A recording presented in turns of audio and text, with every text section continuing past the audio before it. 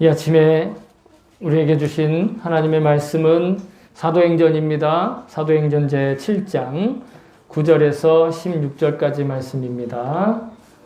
사도행전 제7장 9절에서 16절까지 말씀. 찾으신 분들은 자신의 성경을 들고 자리에서 일어서 주시기 바랍니다. 사도행전 7장 9절에서 16절 말씀. 우리 다 같이 각자 가지고 계신 성경으로 받들어 읽겠습니다. 시작. 그런데 그 족장들은 요셉을 시기하여 이집트에 다 팔아넘겼습니다. 그러나 하나님께서 그와 함께 하셔서 모든 환난에서 그를 건져주시고 그에게 은총과 지혜를 주셔서 이집트의 바로 왕에게 총애를 받게 하셨습니다. 바로는 그를 총리로 세워서 이집트와 자기 온 집을 다스리게 하였습니다. 그때 이집트와 가나안 온 지역에 흉년이 들어서 재난이 극심하였는데 우리 조상들은 먹을거리를 구할 수 없었습니다. 야곱이 이집트에 곡식이 있다는 소문을 듣고서 우리 조상들을 처음으로 거기에 보냈습니다. 그들이 두 번째 갔을 때에 요셉이 그의 형제들에게 자기를 알리니 이 일로 말미암아 요셉의 가족관계가 바로에게 알려졌습니다. 요셉이 사람을 보내서 그의 아버지 야곱과 모든 친족 75사람을 모셔오게 하였습니다. 야곱이 이집트로 내려가서 그도 거기서 살다가 죽고 우리 조상들도 살다가 죽었습니다. 그리고 그들의 유해는 나중에 세겜으로 옮겨져서 전에 아브라함이 세겜의 하몰 자손에게서 운을 주고 산 무덤에 묻었습니다. 아멘. 주의 말씀입니다. 모두 자리에 앉아주시기 바랍니다. 제가 설교를 위해서 잠깐 기도하겠습니다. 참 좋으신 하나님 아버지 감사합니다. 오늘도 우리에게 귀한 말씀을 주셨는데 말하는 자나 듣는 자가 사람의 생각이나 지혜가 아니라 오로지 하나님의 말씀으로 들을 수 있는 하나님 영혼을 일깨워 주시옵소서. 우리의 육신의 관점도 하나님 우리가 어쩔 수 없이 열려 있지만 더욱 중요한 영의 관점을 열 수 있게 하여 주셔서 내 영혼이 듣고 내 영혼이 답할 수 있는, 그래서 내 육신의 삶도 그 영혼이 답한 것으로 복되게 하시고 아름답게 하시고 나답게 하시고 서로 사랑하게 하여 주시옵소서. 참된 삶을 우리에게 열어주시옵소서. 오늘 이 말씀이 바로 그 시작이 될 줄로 믿습니다. 감사드리며 예수님의 이름으로 기도합니다. 아멘. 할렐루야. 아멘. 우리 지난주에는 추수감사주의를 지냈고 그래서 고린도 후서 말씀을 나눴고요. 그래서 매 주일 예배가 감사하는 것이다. 주일 예배가 얻어내기 위해 오는 것이 아니라 오히려 감사를 드리러 오는 것이다.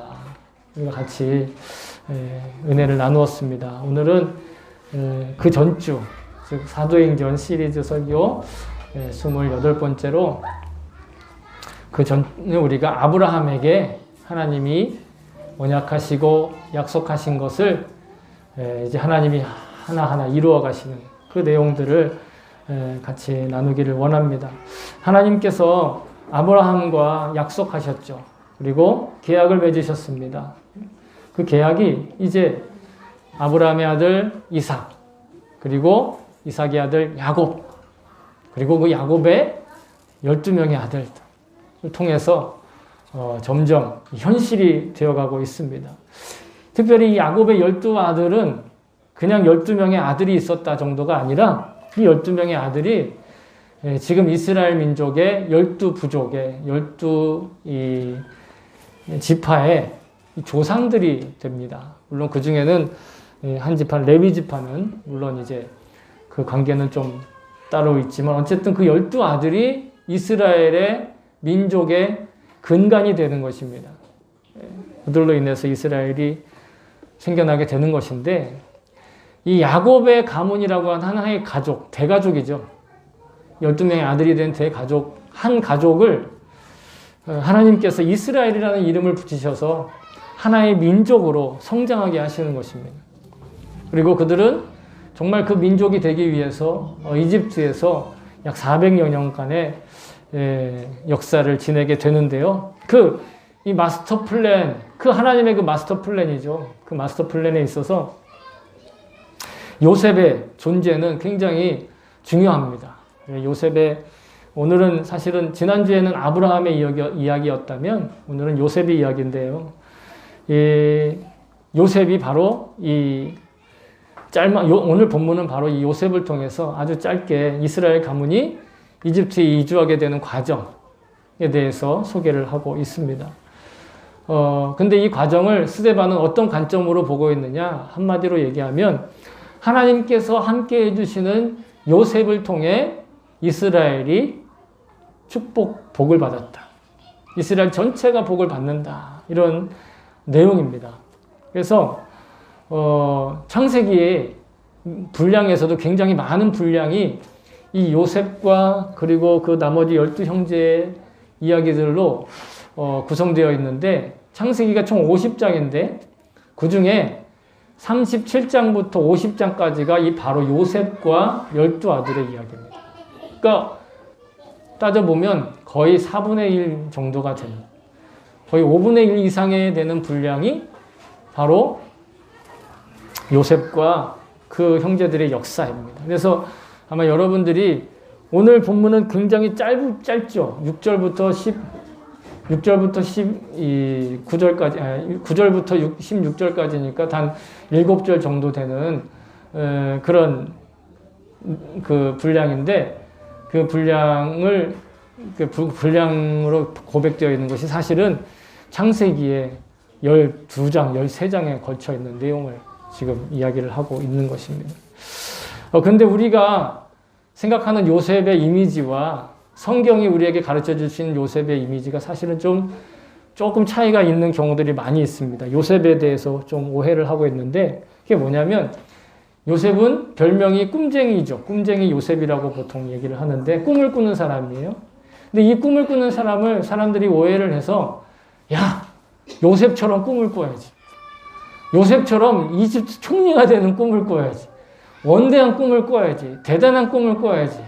그 정도 꿈 가지고 되겠어 하면서 마치 요셉이 엄청난 꿈을 꾸고 그 꿈을 하나님께서 그래 요셉 내가 너를 사랑하니 내가 너한테 이것을 이루어 줄게 이 정도로 생각하는 오해입니다.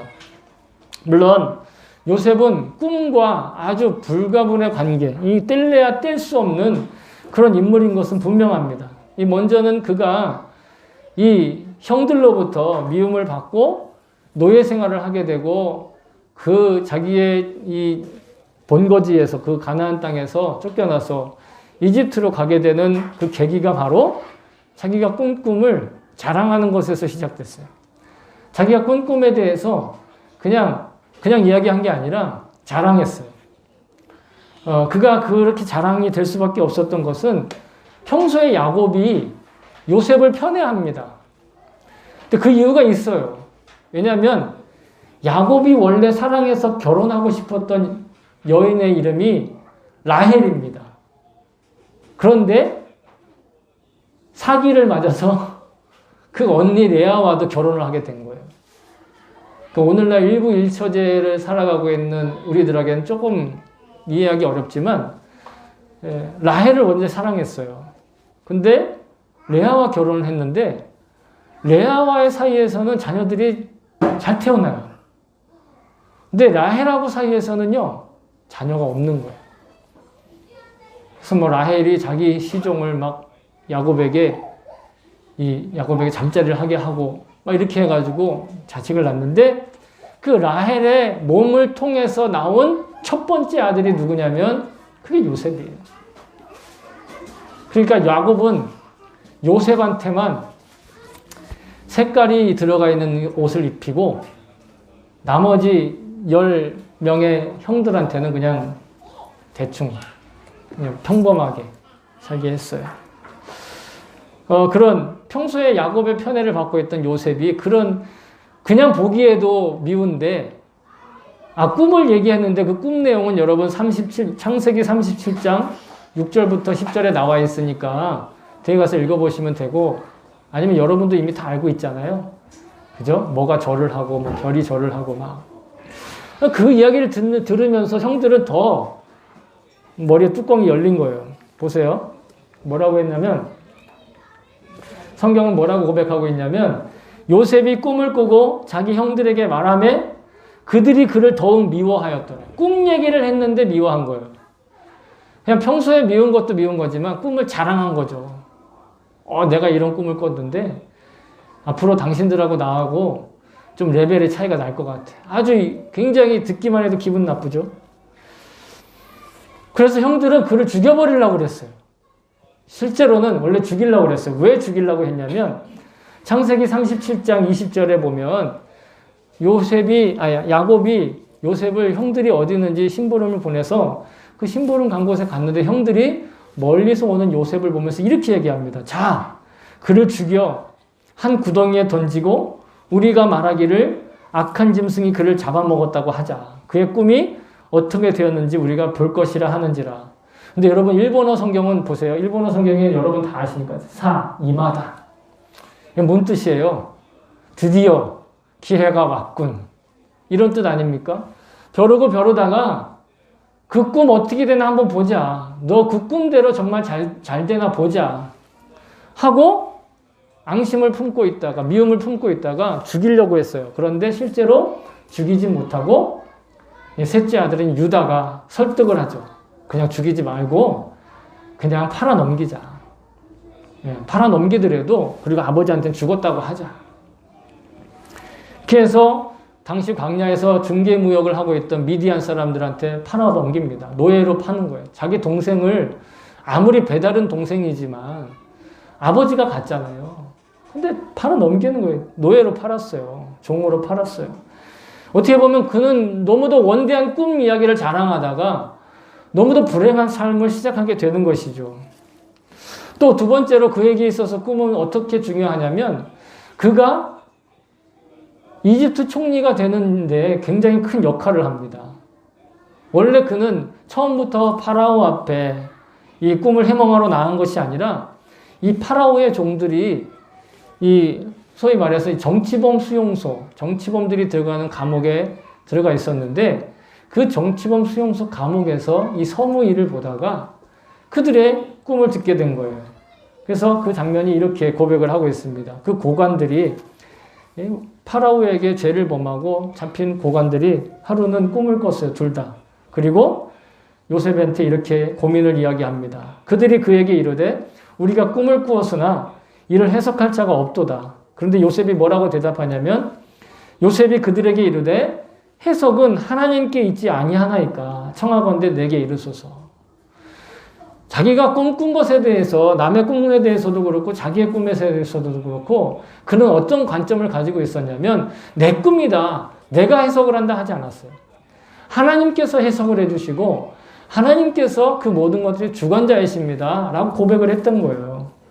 이 이야기는 고관들에게 뿐만 아니라 파라오, 즉 바로라고도 하는 파라오 앞에 가서도 그 입장은 변하지 않았어요.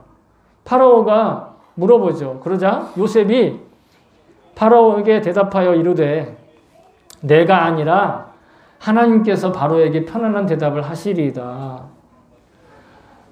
하나님이 직접 대답을 주신다는 거예요. 그러니까 요셉은 꿈에 대해서 생각할 때 내 원대한 꿈, 내 원대한 비전, 내가 앞으로 이렇게 해서 우리 가족을 먹여 살리고 내가 이 가족의 큰 유용한 사람이 될 거야. 그렇게 생각하지 않았다라는 거예요. 요셉은 자기에게 꿈을 꾸게 하시는 분도 그리고 그것을 해석할 수 있는 지혜도 모두 다 하나님께로부터 온다라는 걸 믿었던 것이죠. 자신에게 꿈꾸게 하시고 그 꿈을 해석하게 할 수 있는 지혜 하나님께서 주신다라는 거예요.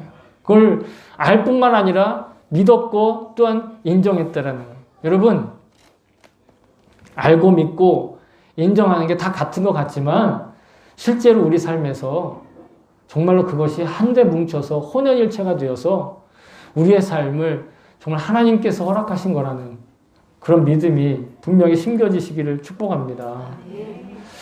그래서 나중에 요셉이 형들하고 만나서 자기의 신분을 밝혀요. 나중에 뭐 그 스토리는 기니까 제가 다 말씀을 못 드리지만 자기 신분을 밝히는데 형들이 두려워 떠는 거예요. 왜냐하면 형들이 팔았잖아요. 그러면 보통 우애가 좋았으면, 우애가 좋았거나 아니면은 이상한 좀 평범치 않은 내면 세계를 가지고 있으면 어떻게? 야, 내가 너 팔았으니까 너 총리 됐네? 잘 됐다, 야. 나한테 뭐 이거 특권 뭐 이것 좀 해봐, 이렇게 할 텐데 그게 아니라 오히려 두려워 떨었죠. 총리가 되었든 뭐가 되었든 간에 자기들이 그렇게 해서 그를 버렸다라는 것에 복수를 할 거라는. 근데 요셉은 뭐라고 대답을 하냐면 형들이 버린 덕에 내가 총리가 되었으니 잘 먹고 잘 사자 이렇게 얘기하지 않았어요. 형들이 나를 버려서 내가 얼마나 고생했는지 알아? 내가 이 총리의 직으로 당신들을 가만두지 않을 거야. 이렇게도 안 했어요. 어떻게 말했냐면 하나님이 나를 먼저 이곳에 보내서 우리 가족을 살리시기 위해서 그렇게 하셨다. 이렇게 고백을 한다는 거예요. 요셉은 자기가 노예가 되고 범죄자 취급을 당하고 대기근이 일어나는 그 모든 것들을 하나님께서 다 계획하시고 하나님께서 다 허락하신 것이라는 그런 믿음이 있었고 알고 있었고 인정할 수 있었다는 거예요. 여러분, 성도가 요셉의 이야기를 통해서 혹은 요셉의 이야기를 통해서 성도의 자녀들을 어떻게 양육하고 어떻게 자기의 삶을 봐야 되겠습니까? 원대한 꿈과 비전을 이루기 위한 모델로서 삼아야 되겠습니까? 아닙니다. 오히려 그 꿈을 꾸게 하시고 현실이 되기까지 노력할 수 있는 기회와 재능, 지혜를 주시는 분이 하나님이심을 온전하게 인정하였다는 그 믿음의 고백을 배워야 하지 않겠습니까?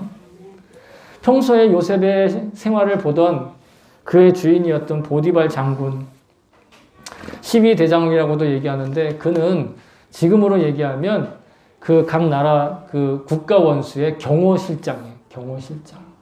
그 경호실장이었던 보디발이 요셉을 보면 이렇게 평가를 합니다. 뭐라고 평가하냐면 그의 주인이 창세기 39장 3절 그의 주인이 여호와께서 그와 함께 하심을 보며 여호와께서 그와 함께 하심을 보며 여호와께서 그와 범사에 형통하게 하심을 보았더라. 중요한 건 그가 형통한 것만 본 것이 아니라 그가 여호와께서 그를 항상 돌보고 계셨다는 게 보였다라는 거예요. 어떻게 이런 평가를 받을 수 있을까요? 스데반도 고백을 하는 것이지만 항상 주님께서 그를 동행하고 계셨다라는 거예요. 일본어 성경은 그에게서 떠나지 않으셨다 이렇게 표현하고 있어요. 형들은 그를 버렸고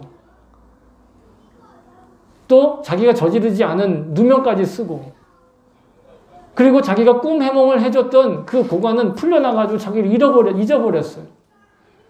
그런데도 그는 하나님이 그를 떠나지 않았다라는 거예요. 되게 불공평하게 느껴지시죠? 그러나 공평한 말씀을 드리겠습니다. 반대로 얘기하면 요셉의 입장에서 보면 그는 항상 주님을 떠나지 않았다는 얘기예요. 그는 항상 주님을 주목하는 그 시선을 벗어나지 않았다라는 것입니다. 아니, 한마디로 얘기하면 그는 아무것도 안 보고 주님만 바라보고 살았다는. 팔려갈 때도, 억울한 누명을 쓸 때도, 심지어 총리가 되어서 그 권력을 누릴 수 있을 때에도 권력을 보지 않고 주님만 바라보셨다는. 창세기 39장 2절에서 그래서 성경은 이렇게 말씀해요. 여호와께서 요셉과 함께 하심으로 그가 형통한 자가 되어 그의 주인 애굽 사람의 집에 있었다. 그러니까 보디발이 그를 보고도 하나님이 함께 하시는 걸 볼 수 있는 거예요. 여러분, 두말하면 잔소리지만 우리가 사는 이 시대의 시대 정신이 무엇입니까? 어떤 것인가에 성공해야 하거나 두드러진 성과를 내야 하거나 출세하고 입심양명하는 것, 이걸 가장 좋은 삶으로, 가장 가치 있는 삶으로 생각하고 있지 않습니까? 그래서 원대하고 위대한 꿈과 비전을 갖게 하는 것, 이것이 진짜 좋은 교육이고 나라를 위해서도 그렇게 해야 되고 가정을 위해서도 그렇게 해야 된다. 자녀들을 그렇게 양육해야 된다. 그렇게 생각하게 하죠. 아니 최소한 원대한 꿈은 아니더라도 자기 입에 풀칠하며 쓸모있는 인간 정도 되는 것, 그 정도는 다 바라고 있잖아요. 자녀를 양육하는 문제뿐만 아닙니다. 자기의 삶을 일구어 가는데도 마찬가지예요. 성공해야 돼. 사람들한테 인정받아야 돼. 내가 최소한 그렇게 큰 꿈을 못 꾸더라도 나는 뭔가 쓸모있는 인간이 돼야 돼. 그래서 인간의 삶에 대해서 평가하는 기준이 어떻게 됩니까? 얼마나 더 많이 벌 수 있는가? 저 사람 얼마짜리 인간인가? 연봉이 얼마짜리 인간인가? 월급을 얼마나 받는가? 얼마나 많은 돈을 저축할 수 있는가? 얼마나 많은 것들을 누릴 수 있는가? 여러분 그런 것들로 평가하고 있지 않습니까? 그래서 행복에 대한 기준조차도 있잖아요. 어떤 기능적으로 얼마나 유용한 사람이 되는가? 그걸로 헤아리는 거예요. 그러니까 늙으면 뭐라고 생각해요? 난 아무런 쓸모가 없다라고 생각하는 거예요. 여러분 이건 틀린 생각입니다. 내가 건강이 약해져서 뭘 할 수 없는 걸 그걸 불행이라고 생각하는 거 여러분 그거는 착각입니다. 아무리 그렇게 얘기해도 제가 건강하니까 말 와닿지 않으시죠? 병에 걸려야 되나? 근데 여러분 제가 그렇게 하지 않아도 수많은 병든 사람들 중에서도 여전히 자기가 병들었으면서도 암에 걸렸으면서도 심지어는 죄송합니다. 원고에 없어서 심지어는 자기 힘으로 폐로 숨을 쉬지 못하는 사람도 있어요. 병원에 그냥 누워있기만 하고 옆에 누가 와서 이거를 기계를 눌러줘야 숨을 쉴 수 있는 자매가 있어요. 근데 그 자매는 그런 형편에 있는데 맨날 하나님을 찬양한다는 거예요. 왜냐하면 자기 숨 쉴 수 있도록 수많은 사람들이 관심을 가지고 나한테 찾아오니까. 보통은 그렇게 하면 내가 패 끼쳐서 어떻게 내가 저 사람한테 힘들게 하네. 빨리 죽고 말아야 되는 거 아니야? 이런 식으로 부정적으로 생각할 텐데 그 자매는 오히려 자기의 아픔이 그 자원봉사자들과의 만남을 통해서 하나님의 이야기를 나누고 하나님께 감사하고 찬양하는 기회를 가졌다라는 걸 감사하고 있더라는 거예요. 속지 마시기 바랍니다.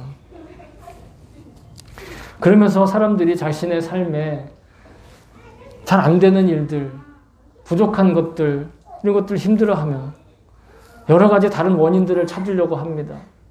그런 세속적인 관점에서 봤을 때 요셉은 정말 이기적인 사람이었잖아요. 그리고 그 이기적인 성품은 어렸을 때의 성품은 어디에서 기인한다고 볼 수 있나요? 야곱의 편애에서 기인한다고 해도 과언이 아니에요. 심리학적으로 볼 때는 그게 맞아요. 그의 가정적인 형편, 환경, 그것이 바로 그의 바람직하지 않은 행동. 자기 꿈을 자랑하고 형들을 무시하고 형들을 감시해서 아빠한테 일러바쳐요. 아까도 말씀드렸다시피 야곱은 요셉의 친어머니인 라헬을 레알보다 더 사랑했어요. 그렇기 때문에 요셉을 더욱 애틋하게 여겼을지도 모릅니다. 오늘날 상황에서 야곱이 요셉을 편애했다는 것을 생각해 보면 그 형들이 배다른 동생을 팔아 넘겼다라는 게 이해가 될 수도 있죠. 저희 집이 평균보다는 애들을 많이 키우는데요. 평균보다는 옛날보다는 아니고 평균보다는 양육을 하다 보면 꼭 제 싫은 모습을 비춰지는 것을 발견할 때가 있어요.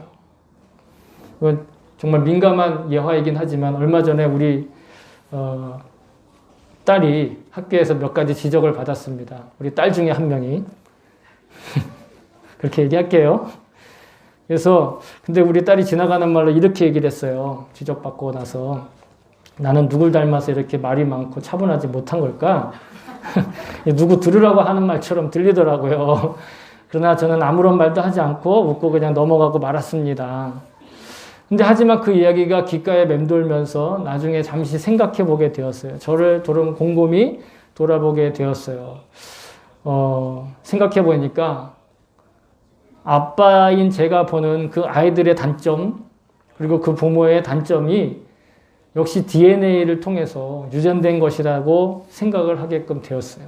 부인할 수 없는 현실인 거죠.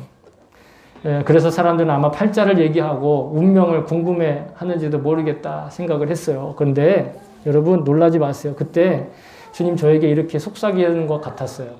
잘 들으세요. 속삭였다가 아니라 속삭이시는 것 같았어요. 그래, 맞다. 너도 그랬잖아. 그게 원래 네 모습이잖아. 근데 내가 널 바꿔줬지 않니? 근데 내가 널 바꿔줬잖아. 여러분, 그래요. 팔자가 있을지 몰라요. 유전적인 영향이 있을지 모르고 어렸을 때의 트라우마 때문에 그런 걸지 몰라요. 그러나 여러분, 주님 안에서는 그 모든 것들 다 바뀌는 거예요. 어떤 사람들은 말해요. 야, 나이 먹으면 다 바뀌어. 어른 되면 다 바뀌어. 괜찮아질 거예요. 아니요. 어른 되면 잠시 나이와 경험이라는 것으로 가려질 뿐이지 사람 변하지 않아요. 그러나 변하는 것이 있어요. 예수님으로서는 변할 수 있다는 거예요. 하나님은 그것을 바꿔주신다는 거예요. 나이가 들고 어른이 되고 시간이 지나면 잠시 가려지는 것뿐이지 난 변하지 않습니다. 그런데 예수님을 만나면, 예수님께서 만져주시면, 예수님께서 품어주시면 변화되는 거예요. 내 의지와 내 꿈과 내 비전과 내 마스터 플랜으로 자기를 바꿔나가는 것이 아니에요. 오직 주님의 계획하심과 섭리 안에서만 나는 바뀌어 나갈 수 있는 걸 줄로 믿습니다. 인간인 우리가 유일하게 할 수 있는 건 그렇기 때문에 요셉처럼 주님을 바라보는 것이에요. 자기의 꿈을 잃지 않고 끝없이 노력하는 그런 존재가 되는 것이 아니라 그가 누가 보더라도 저 사람은 정말 주님만 바라보네. 야, 저 사람은 뭘 믿고 저렇게 아무것도 안 하고 주님만 바라보는 거야. 이럴 정도가 되는 것을 우리가 요셉으로부터 배워야 되는 거예요. 그러면 한편에서 우리가 막 계속 그런 마음이 듭니다. 그래도 뭔가 열심히 해야 되지 않을까? 그래도 뭔가 내가 해야 되지 않을까? 여러분, 오히려 우리의 열심과 우리의 노력이 그래서 차라리 죄를 짓는 것보다는 건강하지 못한 몸으로 죄 안 짓는 게 낫다. 이건 제 얘기가 아니라 예수님의 얘기예요. 들어보세요. 만일 내 손이나 내 발이 너를 범죄하게 하거든 찍어내버리라. 장애인이나 다리 저는 자로 영생에 들어가는 것이 두 손, 두 발을 가지고 영원한 불에 던져지는 것보다 나으니라. 만일 내 눈이 너를 범죄하게 하거든 빼어내버리라. 한 눈으로 영생으로 들어가는 것이 두 눈을 가지고 지옥불에 던져지는 것보다 나으니라. 차라리 장애를 가지고 사는 것이 거룩하게 죄짓고 멀쩡하게 사는 것보다 낫다는 거예요. 열심히 살면서 죄 짓는 것보다 차라리 열심히 안 살고 거룩하게 사는 게 낫다는 겁니다. 이건 제 얘기가 아니라 성경의 가르침이에요. 여러분, 그러므로 우리가 어떤 꿈을 꾸느냐, 어떤 비전을 품었느냐, 그건 별로 중요한 게 아닙니다. 어떤 꿈이든 어떤 목표든 소망이 다 우리에겐 있어요. 그런데 그것이 주님께서 주신 것인지가 더 중요하다라는 거예요. 내가 가진 비전이 주님의 섭리와 계획에 합당한 것인지가 중요한 것이지, 당신 어떤 꿈을 꾸고 있어? 당신 어떤 비전을 가지고 있어? 그건 그렇게 중요하지 않다라는 거예요. 주님께서 맡기신 소명이나 사명과 상관없는 어떤 인간적인 꿈과 비전, 성공, 유익함, 유용성 다 아무런 의미가 없는 거예요. 만일 나름의 그것에 의미가 있다라고 생각할지라도 그것은 결코 허무함으로 끝난다라는 거예요. 인간의 모든 것들은. 전도서의 지혜자가 이렇게 얘기하고 있습니다. 일평생 근심하며 수고하는 것이 슬픔뿐이라 그의 마음이 밤에도 쉬지 못하나니 이것도 헛되도다. 내가 뭔가 열심히 해야 돼. 이것도 해야 돼. 저것도 해야 돼. 하다 보면 어떻게 밤에 잠이 안 와요. 밤에 쉬지도 못해요. 근데 뭐라고요? 그것은 바로 헛되다라는 거예요. 노력하고 수고하고 일하고 애쓰고 어떤 성과를 내기 위해서 여러분 그건 헛된 거예요. 그런데 열심히 노력할 수도 있고 열심히 살 수도 있고 힘을 내어서 공부할 수 있고 노력할 수 있어요. 주님 안에서. 주님 안에서는 그렇게 할 수 있어요. 아무리 열심히 일하고 성공하고 많은 것을 누려도 사실 그 자체로는 다 무의미한 거예요. 요셉의 꿈은 야곱의 편에는 하나님의 계획하심과 섭리하심을 완성하기 위해서 허락되신 것이 단순한 꿈과 비전과 장래의 희망이 아니라 하나님 나라를 완성해 나가는 소망을 주님께서 우리에게 주신다는 거예요. 그 소망이 중요한 거죠. 내가 무엇을 이루었는가? 세속적인 관점에서 보면 우리의 대부분 활동과 삶의 여건의 한계는 역시 유전적인 원인 때문일 수도 있고요. 심리적인 인간관계 때문일 수도 있고요.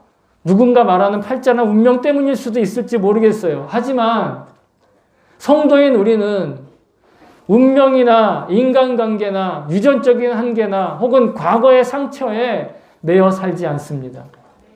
오직 하나님께서 주신 비전과 소망으로 살아가는 것, 그것이 바로 성도의 매력입니다. 하나님께서 허락하신 사명으로만 살아가는 거예요. 부활하셔서 교회인 우리 안에 지금 성령으로 살아계신 그 주님의 임재하신 가운데 주님 바라보며 동행하며 믿음으로 사는 것. 여러분 우리에게 이게 다예요. 그 외에 다른 것들은 하나님 주시면 주시고 안 주시면 안 주시는 것. 걱정할 필요가 없어요. 그러면 우리에게 어떤 여건과 형편과 고난, 부조리함, 처사, 거절, 심지어는 버림받음의 상처까지도 여러분 반드시 하늘의 상급으로 채워질 것을 믿습니다. 여러분 사랑하는 성도 여러분, 거창한 장래의 희망이나 장밋빛 꿈을 가져야지만 사람답게 살아가는 것이 아닙니다. 비전이나 마스터 플랜, 그걸 멋지게 세워야 행복하게 살 수 있는 것도 아닙니다.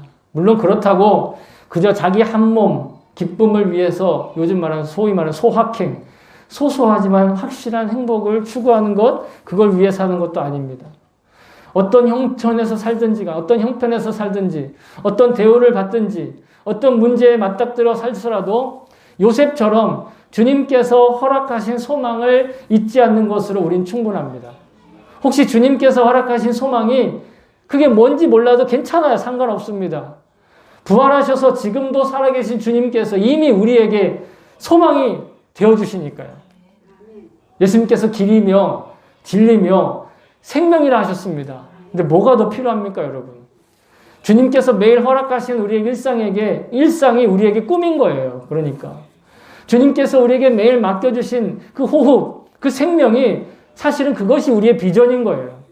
하루를 시작하며 아침에 주님의 말씀으로 입과 생각을 채우십시오. 하루의 일상을 마감하면서 주님께서 허락하신 그 일상을 감사의 열매로 거둘 수 있기를 축복합니다.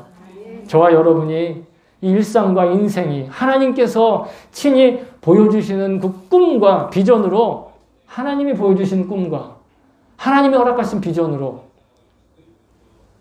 풍성해지시기를 주의 이름으로 축복합니다.